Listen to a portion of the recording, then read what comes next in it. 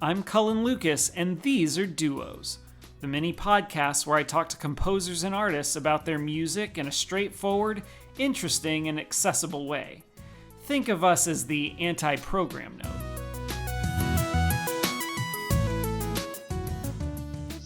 I'm really excited for today's particular episode. We're talking with Sharon Su about Louise Farrenc, who is not only a really fantastic composer, but has a pretty interesting backstory as well. So I've been really looking forward to this episode. So like I said, Sharon Su is with us. She is a pianist based out of Los Angeles. Before we dive too far in, just welcome and thank you so much for being here and kind of giving me some of your time to chat. All right, thank you so much for having me. This is a really cool project, and I'm glad to be a part of it. Yeah. It's hopefully we keep going. We recorded the first episode a couple of days ago and talked about Miklos Rocha. And so I'm really excited to be kind of switching gears and talking about Farrenc today. But before we get too far into that, I always like to ask people to kind of give their musical biography, what it is you do, where you do it, what your interests are, all that good stuff. All right, so I'll try to not ramble too much about my life and summarize it pretty succinctly. So I've been playing the piano since I was 5, and I've just always been one of those kids who's like interested in everything. So like I was one of those kids who would like read any book that was lying around, and I did basically every activity under the sun when I was growing up, and I picked up violin and played in orchestras and studied different languages and read a lot and did all sorts of stuff. And I actually almost went off to art school instead of music school. That was kind of like a crossroads moment in my life. And so I got my bachelor's degree in piano performance with a minor in music history because I kind of discovered my love for music history in college because I had this amazing professor who became my advisor. And I also needed an outlet for all that like nerdiness to go. And I also picked up a minor in graphic design as well, so I could kind of, get that art education as well. And then after I graduated, I studied privately with a professor at the San Francisco Conservatory for a couple years. And I actually just moved to LA fairly recently. So it's kind of a really interesting time to get to know the city. And by get to know the city, I mean kind of get to know the inside of my house. So yeah, that's kind of where I am. And a couple of years ago, I started adding music by traditionally underrepresented composers, primarily women, to my repertoire because I realized that as a performer, I kind of have this platform and responsibility to present music in a certain way to people. And I kind of, felt like it was a little weird that I had only ever played music by men. So I'm kind of on this journey where I am educating myself about composers I didn't learn about in conservatory and sharing with people. And so that's kind of where Louise Farrenc comes in because like Cullan mentioned, she has this amazing backstory, and I'll try to do it justice today.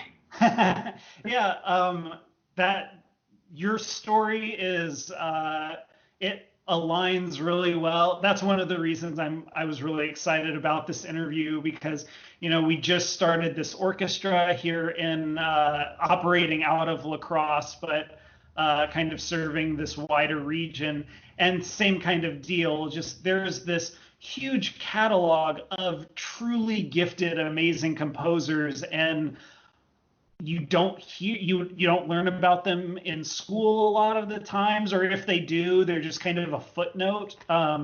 So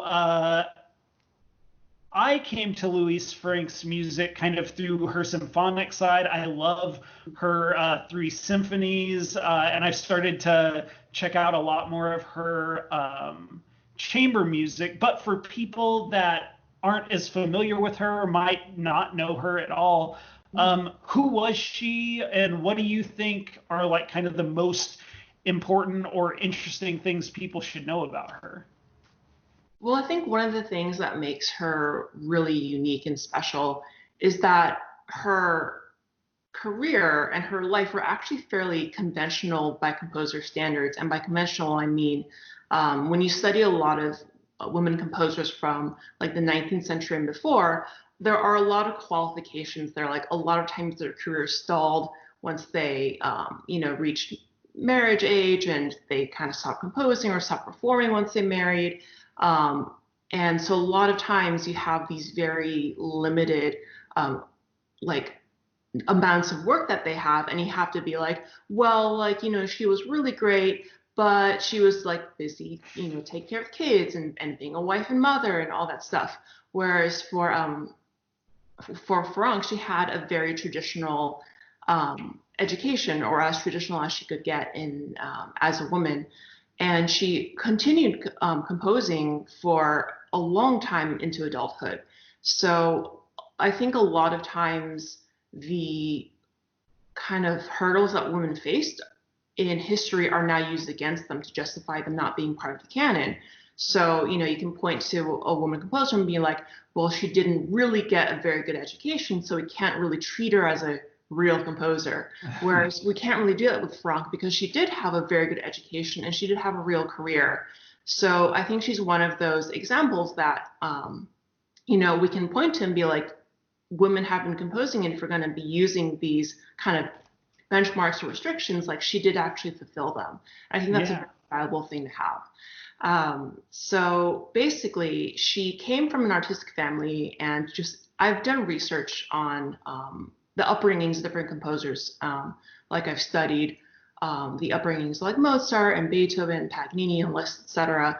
And kind of a really crucial thing for a lot of successful musicians and composers is they kind of have to come from an artistic family. And so Louise did have that. Her family was comprised of a lot of sculptors.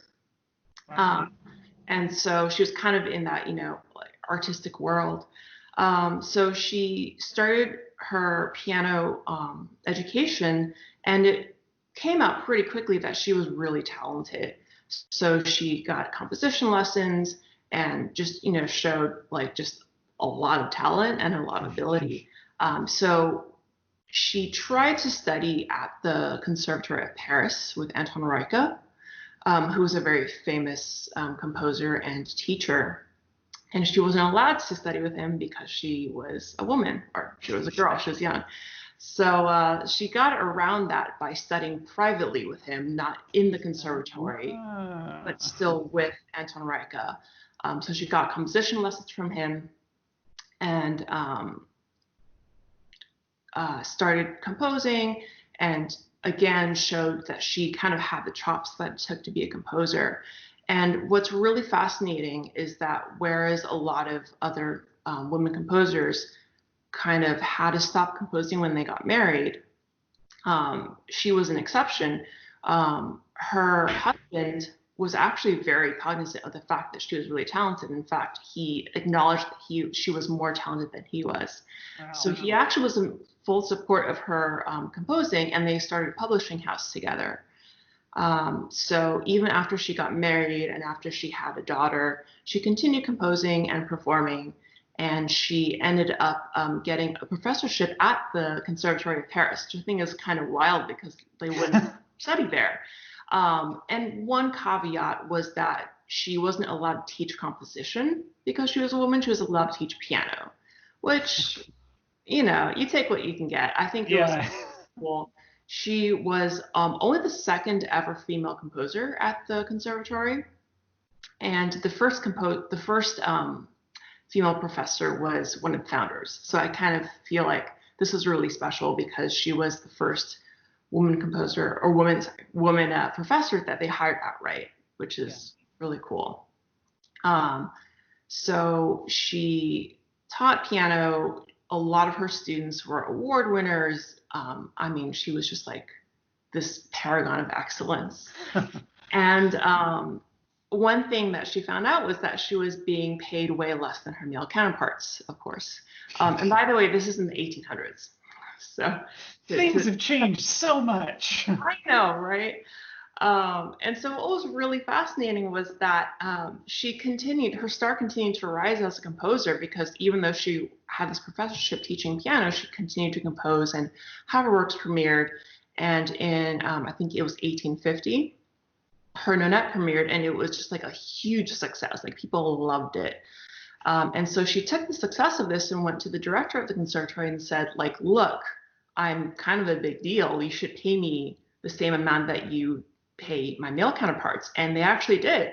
So in 1850, she got herself equal pay. And I just think that's really amazing because, I mean, that's the thing that women are still fighting for. Like, Well, yeah, it's just incredible that she was so good that she knew she had this leverage uh-huh. and could like walk in and she knew exactly how good she was Mhm. and she knew how much like what her value was Mhm. at the Paris Conservatory of all Yeah. places, and Yeah. she was able to leverage that in 1850, like you Mhm. said, to get equal pay. That's insane. Yeah.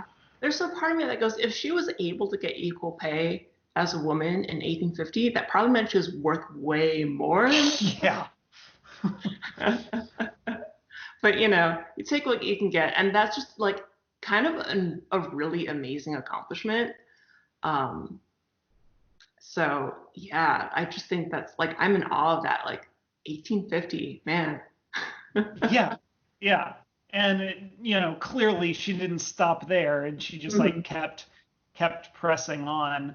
Right. Um and so yeah, I when I first kind of got my feet wet with her symphonic works and I didn't know her, so I started digging and uh learning that kind of backstory just made it so like the music was already great, but Mhm.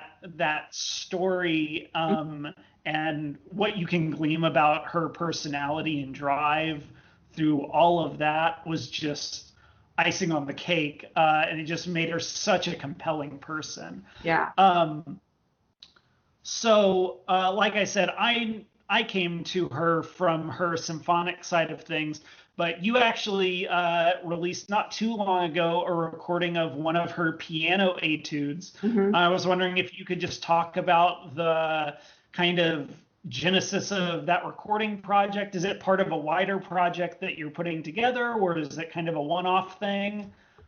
So can you talk a little bit about that? Yeah. The wider project is me.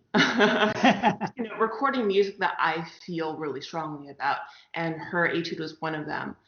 So the way I came to Franck, it's really funny that you said you came to her through her symphonic works because I came to her through her piano pieces, and that's primarily because I am a pianist and I was looking for pieces to play, um, and it was kind of really cool discovering her because you take for granted when you study music, when you get a degree in it, that you know all the composers. You've studied these works, you've lived with them, um, you know who they are. Like I don't remember discovering Beethoven or discovering Chopin because like their music is just such a part of my life and my education that like I just take them for granted. So discovering a new composer for me is just a really special experience. So I Googled her because I think when I was trying to do research on female composers who wrote piano music, she came up in like one of those listicles, like, 10 female composers you should know. So I was like, okay. Yeah. So I read a little bit about her and I think I went on YouTube and searched for some of her music and I just started listening and I couldn't tell you what the first thing I listened to was. I was just like randomly clicking play because I didn't know anything about her. And what was really amazing was that all her music just like grabbed me. You know how there's some composers where like you kind of have to be taught to like their music, or you have to like get to know it first, or you have to like dig around until you find one piece you really like and then you like the other pieces. Like it wasn't Yeah. like that with her. Like everything I listened to by her, I went like, oh my gosh, this is like amazing. I think there's something about her music that's very accessible. I don't want to say like easy to listen to because that sounds a little condescending, but there is something that is like you can grab in her music when you first listen to her.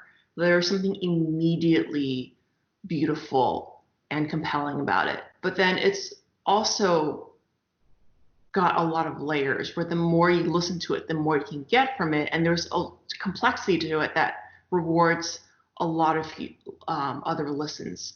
So it just, her music has that indefinable quality that like just makes you fall in love, you know? Yeah. So I started with her etudes because they are shorter works. And I'm always a little hesitant when I'm learning a new composer, particularly one I don't know a lot about. Like I said, I have a music history background, so I feel very insecure learning music when I haven't done like a ton of research on a composer, when I don't know everything about their life. I didn't really want to learn one of her longer, larger, major works without knowing anything about her, without having done any of her music before, because there's always like a getting to know you stage where you learn like the language of the composer. Because even though all composers write, you know, using musical notation, they all have different quirks and personalities and ways that they use that notation. So I thought one of her etudes would be kind of a way to ease into it. And this particular etude is one where it was one of those pieces where I just listened and I just lost my head. Like there was just something about it. Like, you know how that feeling when you listen to a piece of music for the first time and it just like reaches out and grabs your heart and you just fall in love. Like that's just why I love classical music so much, is that you have all these moments of falling in love. And so this etude was one of them. And I just thought like I have to play this piece. Like I'm gonna die if I don't play this piece. You know that feeling. So I started learning it, and it's just a beautiful, beautiful etude that kind of hints at all the things that she was able to do.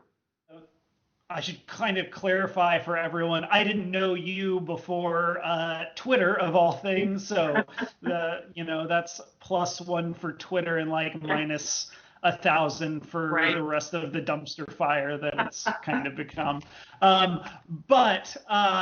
So I immediately started checking out the couple of recordings that I could find, and I totally understand what you're talking about, where that very accessible quality, but then there are layers of depth past there. And I just thought it was a really amazing take on that etude. And I'm not familiar. I wasn't familiar with it before that, but it was just a really compelling performance as well as a piece of music. For people that like, they hear this and they're like, okay, I'll kind of like jump into Farrenc. Is there anything that jumps out about her writing style that you think specifically lends to its accessibility or its compelling nature? Well, I think I hate to play this game, but it helps sometimes to draw comparisons to well-known male composers in the canon.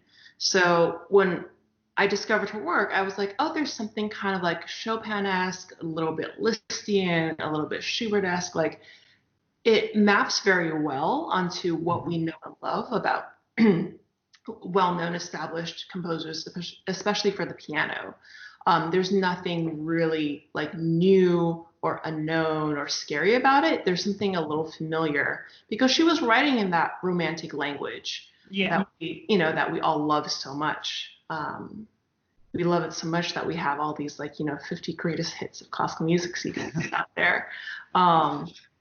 So there is something familiar, but then again, there's also something new. Like her music doesn't sound exactly like Chopin or Liszt or Schubert. There's something distinctly Frankian about it. So I think that's kind of why I love her music so much, because I think, when you've studied the music of these other composers, you know all their works, and there's always more to discover. Yeah. But it's really special to find another composer who honestly was just as good, who you've just never heard before, and to like encounter all this music and to come at it knowing kind of her story, and also with the fact that her music is just not as well known. Makes me a little indignant because it's just so good. I don't know if that really answered your question. I kind of like. Yeah, no, yeah. There, that quality of there being something familiar, especially, just kind of your average listener that has probably heard these like Spotify 50 greatest composers, or piano music to study to. Like Yeah. there's that familiar quality for anyone that even just has a passing familiarity with that kind of music. But Mhm. then she definitely has this kind of hook to her style that's distinctly hers, which is Yeah. really fascinating. Like you said, Yeah. all of these layers that kind of go through her music, just it's great. It's so great. And it translates. It's not just her piano music, or just her nonet. Like her symphonies are just as accessible, but have her own like characteristic language to it, which for me, I'm just like, oh, please let me program this one day. Yeah. So I want to be aware of your time, and you're being really generous and everything. But the last question I have is just as far as if people want to find out more about you, upcoming projects, anything like that, anything that you have coming up, where can they find more information? Um, a lot of it is on Twitter. There It's you kind of go. the platform where I spend most time, even though, as you said, it is a little bit of a dumpster fire over there. There is also, though, a community of just like awesome music people on there, which is why I'm there. So I think I'm on Twitter the most, although I'll go through periods where I'm like, okay, I'm like tired of this. I'm gonna not be on Twitter for a while. Uh, I am on Instagram. Usually I post in stories. I have a very, very neglected Facebook page because I myself am not on Facebook. So in my mind, it doesn't exist. So I often update it like only once in a while. I'm like, oh, right. Like that That's exists the and that should thing. update. Yeah. I am working on updating my websites, but it'll be kind of a more updated place to get information about me. Right now, it's like so outdated. It's still saying like concerts in 2017, and it's like recordings on it. So I'm working on that. We're in lockdown. We got nothing else to do. So basically, like social media is kind of the way to go, even though it's kind of a mixed bag with me. Um, and as for performances, I don't have any of them on the horizon right now because, coronavirus. Yeah. So, Yeah. yeah, I think Twitter's probably the best way to go if you don't mind me making weird music jokes sometimes. Weird music jokes are the best part of music Twitter, as far as I'm concerned. Yeah. Um, I'll definitely put a link so people can find you through there. And you also just came out with a new recording of another composer's. Mhm. Was it another etude? Yes. It's a Yeah. concert So etude, what yeah. was that? It's a concert etude by Cecile Chaminade, who is another like phenomenal underrepresented composer.